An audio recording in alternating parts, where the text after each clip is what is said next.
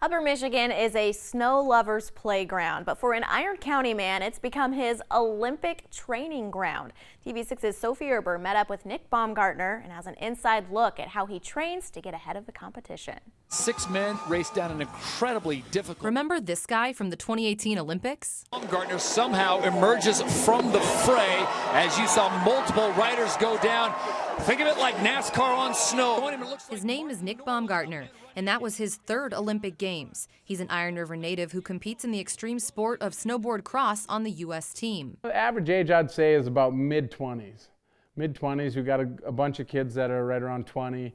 30 is a pretty popular age. We only got one in the late 30s, but...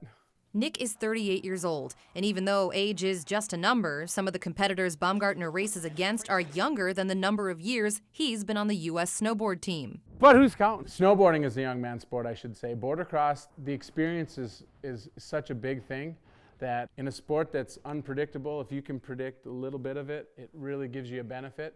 And that's what's allowed me to stay competitive at 38 in a younger man's sport. And when he's not traveling the world on the competitive circuit, he's back in Iron River, where there's only a few solid months per year of snow. But it's enough for Nick to build this, his custom training track, right on his own property. I came home to about 1.5 to 2 feet. The plow had plowed me completely, and I had put signs up so no one would plow because I didn't want someone to do something nice for me because I had a plan for the snow. It might look like all fun and games, but this track took 25 hours of work plus constant maintenance. Just the pride alone you get from doing this, and then you go out and, of course, I want to beat someone from a flat area like the Upper Peninsula. And after traveling to Canada in January, I came back and it was about another 10 to 15 hours uncovering it and getting it ready to train on again. So people think I'm crazy, but it's what it takes. I mean, I don't have the same luxuries as someone that lives in the big mountains in Switzerland and Colorado. So I have to do what I can with what I have. A true Upper Michigan mentality, which Nick says gives him the upper hand. It makes me tougher. It makes me, I don't know, there's a lot more honor in earning it than getting it handed to you. And I think that's what's given me the longevity, is because, I mean, I'm always just putting in the extra work. Most of his competitors started before they started kindergarten, but things were different for him.